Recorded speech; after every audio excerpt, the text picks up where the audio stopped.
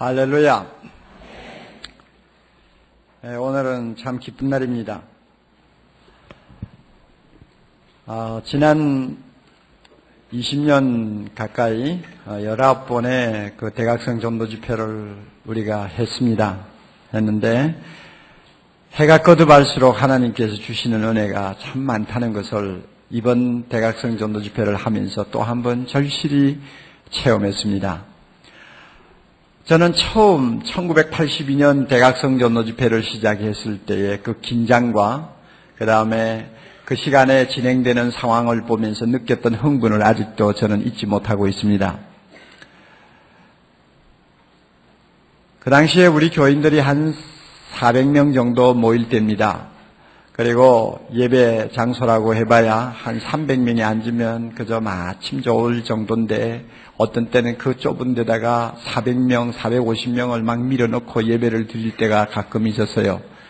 그러니까 그 좁은 장소를 사용하는데 또 대각성 전도 집회를 시작했으니까 교인들이 약간 좀 어리둥절할 수도 있겠죠. 그러나 전도를 포기하면 교회가 존재할 이유가 없는 것입니다. 이런 의미에서 처음으로 이제 대각성 전도 집회를 시작했는데 교인들이 얼마나 열심히 협력을 잘해주는지요. 태신자를 위해서 부지런히 기도하고 드디어 이제 첫 시간이 시작되었습니다. 많은 분들이 믿지 아니하는 자들을 인도해가지고 막 들어왔는데요. 예배 시작하기 전에 벌써 방안이 가득 찬 거예요. 나중에 예배 좀 시작하고 얼마 되지 않아서는 복도에까지 사람들이 섰어요. 그런데 가만히 보니까 우리 교인들이 많이 새 신자를 데리고 왔더라고요. 제가 막 흥분해가지고 복음을 전했습니다. 그리고는 이제 결신을 시키려고 이제 작정을 했어요. 오늘 복음을 들은 형제 자매들 중에서 예수 믿기로 마음에 다짐하고 있는 분들이 있을 테니까 기회를 놓치지 않도록 하기 위해서 콜링을 해야지. 그리고는 떨리는 마음으로 콜링을 했습니다. 이 콜링이 사실 참 어려운 거거든요. 그 시간에 예수 믿으실 분들 일어나십시오 해놓고 아무도 안 일어나면 어떻게 할 거예요? 그러니까 초청하는 입장에서는 굉장히 떨리는 이야기입니다. 물론 하나님이 하시죠. 하나님이 다 믿도록 하시고 이렇게 세우시고 그러지만 사람의 생각에서 볼 때 어쩌다 보면은 한 사람도 안 일어날 수가 있는 거예요. 내가 무슨 빌리그레암이나 됩니까? 그러니까 떨리는 마음으로 일어나십시오 그랬는데요. 여기저기서 막 일어나는 거예요. 그리고는 한쪽에서는 막 흐느껴 우는 소리가 들려요. 아마 자기 남편을 데리고 왔든지 아니면은 참 평소에 꼭 전도하고 싶어서 마음으로 기도하던 사람이 와가지고 일어난 모양이야. 그러니까 막 눈물이 복받쳐가지고 막 우는 사람도 여러 명이 있었어요. 이런 순간을 제가 경험하고는 마음으로 이 대각성 전도 집회 좋다. 이거 내가 사랑의 교회 목회하는 이상은 평생 해야 되겠다. 이렇게 마음에 결심을 했어요. 그런데 3일, 4일 동안 진행되는 대각성 전도 집회 시간이 갈수록 점점 더 많이 모이는 거예요. 마지막 날은 입추의 여지가 없어가지고 온 사람이 돌아가기도 하고요. 그러면서 막 데리고 오는 거예요. 이처럼 첫 번째 대각성 전도 집회가 큰 성공을 했어요. 너무너무 재미있어 놓으니까 봄에 하고는 가을에 또 한 번 했네요. 똑같은 현상이 또 일어나는 거예요. 그 다음에도 또 2번 했어요. 그래가지고 나중에 그만 제가 지쳐가지고 1년에 한 번으로 조정을 했죠. 그것도 보통 일이 아니더라고요. 이처럼 지금까지 참 집회를 해서 아마 줄 잡아서요 15,000명 이상 되는 분들이 예수 믿고 돌아왔습니다. 이번에 대각성 전도 집회 결신하신 분들까지 합하면 18,000명이 넘는 분들이 지난 19년 동안 사랑의 교회 대각성 전도 집회를 통해 복음 듣고 나 예수 믿겠습니다 하고 일어난 사람들이에요. 참 이건 놀라운 일이 아닐 수 없습니다. 뿐만 아니라 사랑의 교회에서 세미나를 마치고 간 목사님들이 제자훈련을 제대로 하는 교회치고 대각성 전도 집회 안 하는 데가 없어요. 우리가 지금 확인한 교회만 해도 100교회가 넘어요. 그런데요, 대각성 전도 집회 하는 교회마다 재미 보는 거예요. 서울 근교에 있는 어느 교회는 얼마 전에 대학생 전도 집회를 끝냈는데요. 어느 시간에는 교인들이 24명을 데리고 왔어요. 큰 교회가 아닙니다. 24명을 데리고 왔는데 우리 교회 부목사님이 가서 복음 제시를 했어요. 복음을 전했단 말이에요. 복음을 전했는데 24명이 다 일어난 거예요. 대단하지 않아요? 그리고 또 한 시간은 183명이, 전체가, 183명 전체가 이제 결신을 했다고 그래요. 그 작은 교회에서 200~300명밖에 안 모이는 교회에서 183명이 결신했으면 그것은 뭐 아마 일종의 기적이죠. 이렇게 교회마다 참 대각성 전도 집회를 해서 수많은 사람들이 예수 믿고 돌아오는데 이걸 아마 다 묶어가지고 통계를 내면은 매년 대각성 전도 집회를 통해서 결신하는 숫자만 해도 수만 명이 될 거예요. 엄청난 역사가 일어나고 있습니다. 이번에 대각성 전도 집회 끝나고 나서 그 다음날 제가 교회에 와서 조용히 기도하는데 갑자기 하나님께서 저에게 좀 특별한 생각을 하게 만들어서요. 제 마음에 그런 음성이 들리는 것 같아요. 너는 조금 성격이 별나가지고 이벤트를 별로 좋아하지 않지 않니? 기쁘면 기쁘다고 뭐 좀 해야 되는데 지나고 나면은 도무지 기쁜 표도 안 내고 무슨 사건이 있어도 사건을 잘 마무리를 하지 않고 그냥 넘기는 것이 너 성격이지. 어디 가서 좋은 것을 보고 와도 좋다고 말도 안 하고 이제 이게 너 성격인데 그게 좋은 점도 있지만은 나쁜 점도 많다. 이번에 이렇게 큰 하나님의 축복을 받아 이렇게 많은 사람들이 예수 믿었는데 잔치해야지. 그래서 기뻐해야지 하는 생각이 드는 거예요. 저는 이걸 하나님께서 저에게 깨닫게 하시는 것이라고 믿었어요. 그래서 하나님 옳습니다. 좋은 일은 좋다고 해야죠. 기쁜 일은 기쁘다고 해야죠. 제가 그런 면에서 참 좀 둔감한 사람인데 용서해 주세요. 그리고는 오늘 주일을 새생명 감사 축제로 하나님 앞에 예배를 드리기로 마음 먹었습니다. 그리고는 이제 좀 몇 가지 준비를 했어요. 하나님이 기뻐하시는데 우리가 기뻐하지 않는다면 안 되죠. 구약 성경을 보면 하나님께서는 1년에 몇 차례의 절기를 정해 주셨습니다. 그 절기의 목적은 기뻐하라는 거예요. 맥주절을 지키고 나서 오곡백과 추수하게 하시고 일용할 양식 주신 하나님 앞에 기뻐하고 감사하라. 특별히 기뻐하고 감사하기 위해서 절기를 지켜라. 하나님께서는 기뻐하고 감사하는 걸 좋아하는 거예요. 또 6월절 같은 절기를 주면서 너희들이 애굽에서 어떻게 구원받았는가를 잊지 말고 기억하라. 잊지 말고 기억하라. 하나님은 잊어버리는 거 별로 안 좋아하시나 봐요.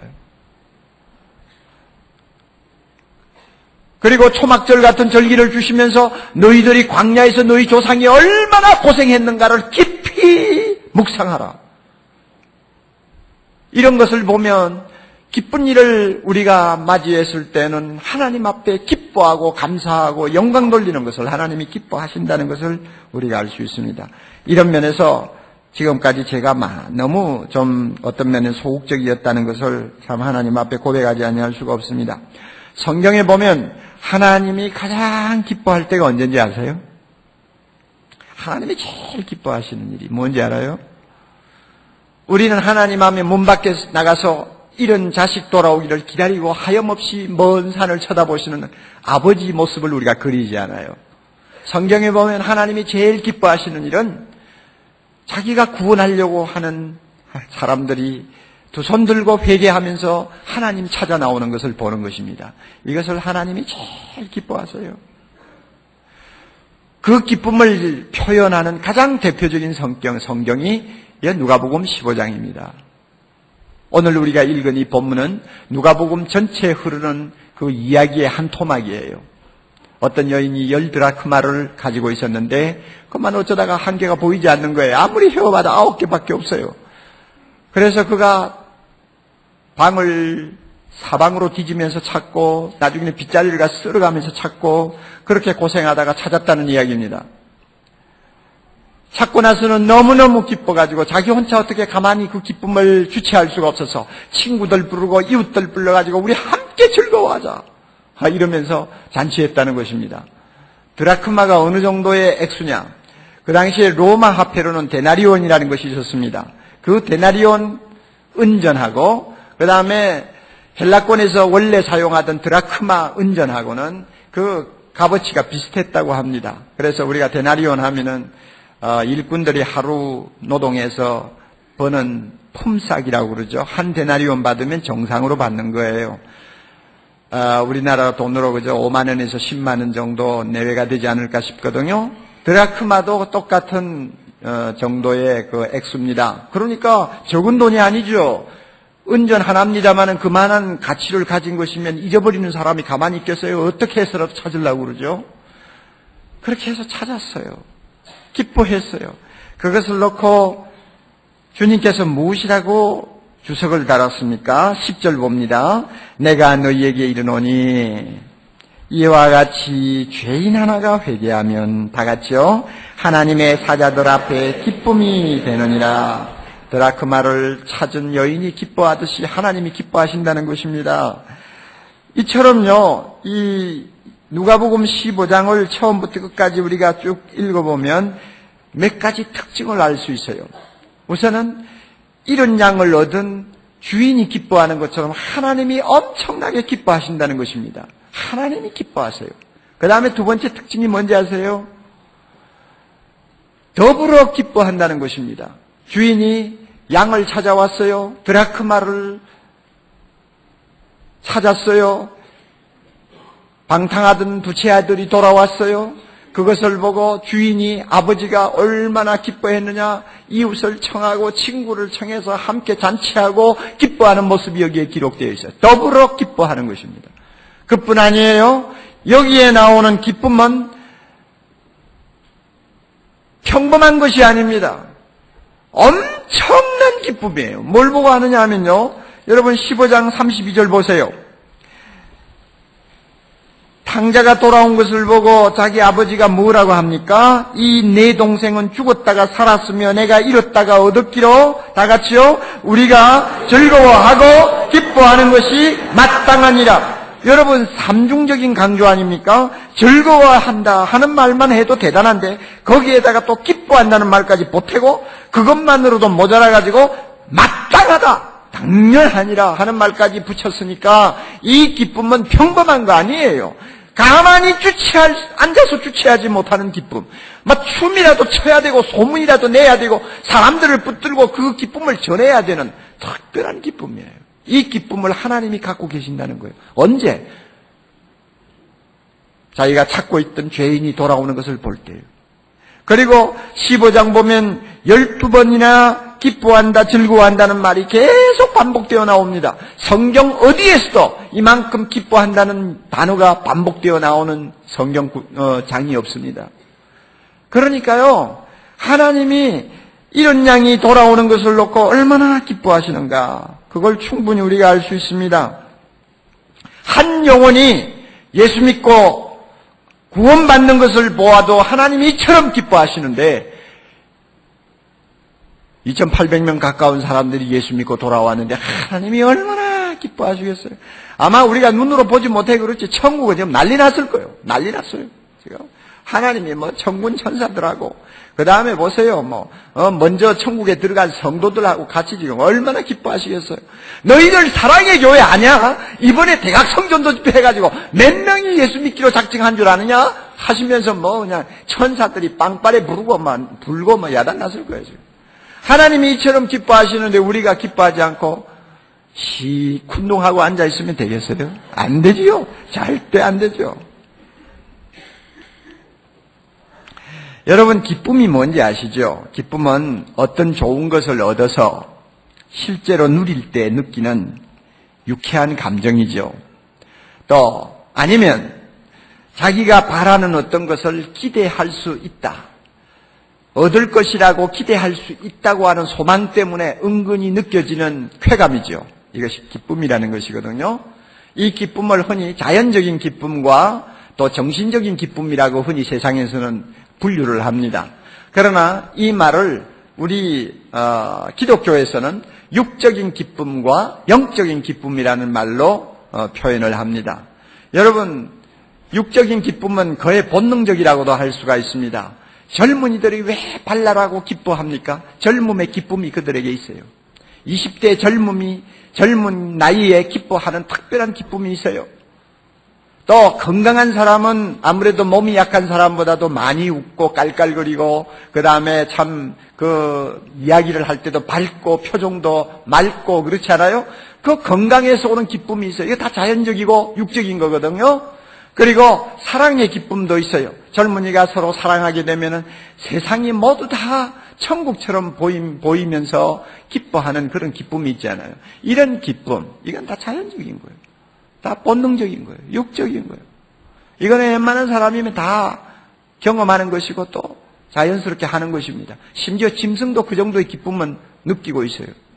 예수 믿는다고 하면서 이 자연적인 기쁨, 육적인 기쁨 외에는 별로 다른 기쁨을 모른다고 하면 아마 그분의 신앙은 상당히 어린아이의 신앙이 아닐까. 아니요. 어린아이 신앙도 아니에요. 왜? 예수 믿는 지 3일도 안 되는 사람이 엄청난 기쁨을 맛보는 일도 자주 있거든요. 그걸 보면 뭔가 잘못된 신앙을 갖고 있지 않나. 우리는 이렇게 보아야 합니다. 우리에게는 영적인 기쁨이 있습니다. 세상 사람이 모르는 영적인 기쁨이 있어요. 차원이 다른 기쁨이 있어요. 나이가 몇 살이든지 거기에 구애받지 않는 기쁨이 있어요. 건강하고 혹은 병들고를 떠나서 기뻐하는 기쁨이 있어요. 내가 원하는 것을 얻었을 때도 기뻐하지만 얻지 아니했을 때도 기뻐하는 독특한 기쁨이 우리에게 있어요. 이런 영적 기쁨을 아는 사람이 비로소 신앙이 매우 성숙했다고 말할 수가 있는 것입니다. 여러분, 우리 예수 믿는 사람의 기쁨이 얼마나 독특한지 아세요? 어떤 기쁨입니까? 하나님과 깊은 교제를 하는 데서 오는 기쁨이 있어요.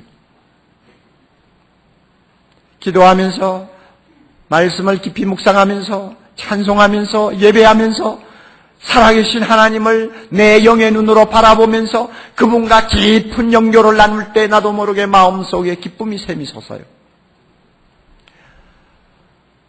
이런 기쁨을 모르고 신앙생활 하시는 분은 불쌍한 사람이에요. 우리에게는요, 하나님의 뜻에 순종할 때 오는 기쁨이 있어요. 내 뜻대로 내 마음대로 살 때는 기쁨이 전혀 없었는데 하나님이 하라는 대로 순종해보니 순종하는 그 가운데 하나님이 주시는 놀라운 기쁨이 있다는 걸 체험해요. 우리에게는 희생함으로써 얻는 기쁨도 있습니다. 예수님이 십자가를 지고 가시면서 그 마음속에 세상이 모르는 기쁨을 갖고 있었어요. 세상을 구원하기 위해서 자기가 희생할 때 하나님이 그 많이 알 수 있는 기쁨을 주셨어요. 그래서 주님이 내 기쁨은 세상이 빼앗지 못하는 기쁨이라고 말씀하셨어요. 우리도 주님의 영광을 위하여 이웃을 위하여 썩는 미랄 되어 헌신할 때 남이 모르는 기쁨을 체험할 수가 있습니다.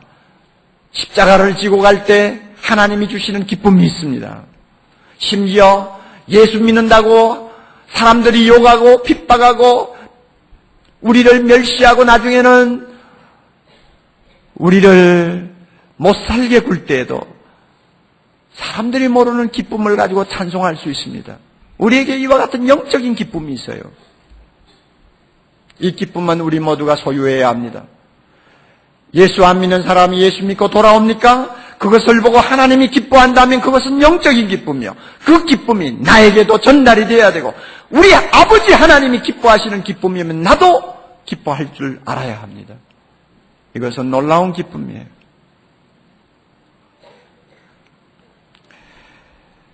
우리 교회에 송달 장로님이라는 분이 계세요. 참 감사하게도 사랑의 교회는 훌륭한 장로님들이 많으신데 그 중에도 이 송달 장로님은 특별하신 분이에요. 전공은 회계사입니다. 회계사라도 우리나라에서는 아주 정상급에 있는 회계사입니다. 그래서 과거에 한보 같은 그런 기업이 쓰러질 때 국가의 요청을 받아가지고 그 기업의 재무구조를 전부 분석하고 정리하고 그래서 평가하는데 책임자로 있었을 정도로 그는 탁월한 분입니다. 우리 교회에서는 재정을 담당하고 계셨어요. 이제 50대 중반인데 그가 지금 꿈꾸고 있는 것이 뭐냐면 이제 회사 은퇴하고 나면 연명과학기술대학에 가서 경제학을 가르치고 회계학을 가르치면서 학생들을 전도하고 중국에 복음을 전하는 일을 위해서 평생을 바치겠다 하는 꿈을 갖고 계세요. 얼마나 아름다운 장로님인지 모릅니다. 그런데 6개월 전에 병원에 가서 진찰을 했더니 폐암이에요. 폐암이라도 너무 퍼져가지고 손을 쓸 수가 없는 것입니다. 병원에는 다른 어떤 대안이 없으니까 그동안 방사선 치료를 계속 해왔습니다마는 별로 진전이 없어요. 이제는 몸 이곳저곳에 통증이 일어납니다. 그래서 지금은 몰핀을 맞고 있을 정도입니다. 자, 여러분 이 정도의 병을 가지고 병상에 누워있는 환자를 한번 생각해 보세요. 그 얼굴에 무슨 웃음이 있을 수 있다고 생각합니까?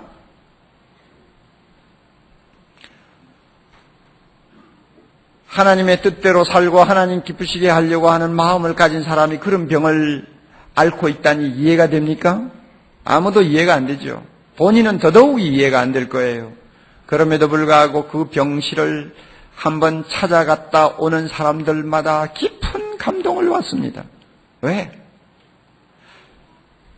장로님의 얼굴이 어린아이와 같아요. 그 얼굴에 웃음이 가득 피었어요. 오히려 찾아간 사람이 민망할 정도예요. 저도 가서 보고 몇 번 가서 보고 똑같이 놀랐어요. 똑같이 감동을 받아요. 여러분, 한두 번은 사람이 위선을 할 수 있어요. 가장도 할 수 있고요. 남이 왔으니까 적어도 장로라는 체면에 뭐 어떻게 찡그리고 있을 수 있냐. 그러니까 마음껏 웃어주자. 그래서 한두 번은 그렇게 할 수 있을지 몰라요. 그러나 그 병상에서 변함없이 수개월 동안 그럴 수가 있어요? 그것은 하나님이 주시는 특별한 은혜가 그에게 있는 거예요.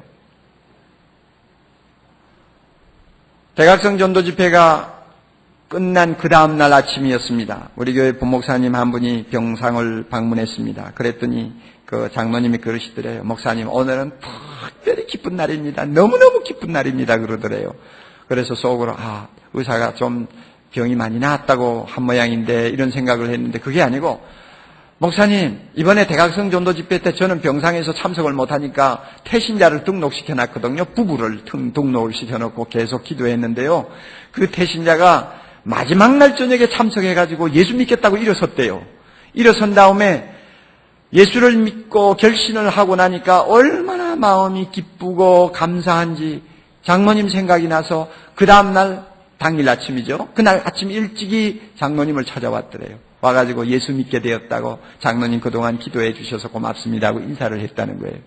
그 모습을 보고 장로님이 막 너무 기뻐가지고 견디지 못하다가 목사님이 오시니까 막 털어놓는 거예요. 너무너무 기뻐요, 목사님. 여러분, 자기가 지금 죽어가는 마당에 살지 죽을지도 모르는 이 참 처참한 병상에서 한 가정이 구원받았다고 해가지고 그렇게 기뻐하는 것이, 여러분, 그게 보통 일입니까? 흔히 있을 수 있는 일인가요? 예수 믿고 돌아온 그 부부가 누구냐 했더니 그 장로님의 자가용 기사예요. 기사 부부예요. 그러니 그 같이 타고 다니면서 얼마나 전도 많이 했겠어요. 그런데도 길을 막고 안 듣던 사람들이 이제 예수 믿고 스스로 하나님 앞에 돌아왔으니 얼마나 장로님이 감사했는지요. 그래서 기뻐하는 거예요. 감사하는 거예요. 여러분, 병상에서 그렇게 중병을 앓고 있으면서도 하나님이 기뻐하시는 그 기쁨을 가슴에 안고 그 기쁨을 주체하지 못하는 장로님이 계시는데, 우리 모두 건강하고 있으면서 건강하게 이렇게 예배드리고 있으면서 하나님 아버지가 기뻐하는 그 기쁨을 내가 누리지 못한다면 이것은 나에게 뭔가 문제가 있지 않을까요? 저도 태신자를 2사람 데리고 왔어요. 제 친구를, 예수 안 믿는 친구를 2 데리고 와서 저기에 앉혀놓고 저도 그 옆에 앉아서 예배를 드렸어요. 담임 목사가 딱 옆에 끼고 예배 드리는 태신자는 좀 특별하지 않겠어요? 여러분 생각해 보세요. 그러면 초청하는 시간에 누구든지 예수 믿기를 원하시는 분 일어나십시오 하면 내 체면을 봐서라도 일어나야 될 거 아니에요.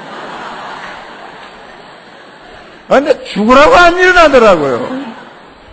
내가 옆구리를 꼬집겼어요. 발로 차겼어요. 그거 일어나는 거 사람이 강제로 일으킨다고 일어나는 거 아니에요. 하나님이 특별히 그 마음을 움직여 주실 때 가능한 일입니다. 그 많은 사람들이 비록 눈을 감고 고개를 숙이고 있지만은 그 누가 볼지도 모른다는 생각 때문에 점잖은 사람들이 그렇게 금방 일어나지나요? 그럼에도 불구하고 많은 분들이 일어났다. 이것은 하나님이 하시는 일입니다. 성령이 주시는 감화입니다. 그렇죠. 제 태신자도 못 일어났어요. 그래서 좀 섭섭하더라고요. 그렇지만 다른 형제들이 데리고 온 태신자들이 막 우하고 일어나는 모습을 볼 때 얼마나 감격한지요, 얼마나 기쁜지요. 하나님이 기뻐하시는데 내가 기뻐 안 할 수 있어요. 사랑하는 형제자매 여러분, 우리 교회가 오늘 이 주일을 맞아서 기뻐하고 하나님께 감사의 예배를 드리는 것은 너무나 자연스럽고 당연한 것입니다. 이 기쁨이 여러분의 마음속에도 흐르고 넘치기를 바랍니다. 하나님의 기쁨이 여러분의 가슴 속에 충만하기를 바랍니다. 그리고 이 기쁨을 앞으로 계속 유지하기 위해서는 믿지 아니하는 심령들을 위해서 기도하고 그들을 주님 앞으로 인도하기를 계속 노력하십시오. 그 노력이 중단되지 아니하는 이상 우리 가슴에서 솟아오르는 이 기쁨도 중단되지 아니할 것입니다. 하나님의 기쁨이 내 마음에 항상 살아있도록 하기 위해서는 이런 양을 기다리시는 하나님의 마음의 기쁨을 안겨드려야 합니다. 이번 대각성 전도 집회를 통해서 우리 하나님이 기뻐하심을 우리는 쳐다보면서 바라보면서 감격하고 여러분 이 기쁨이 여러분의 가정에 여러분의 직장에 계속 이어질 수 있기를 바랍니다. 다 같이 기도하십시다.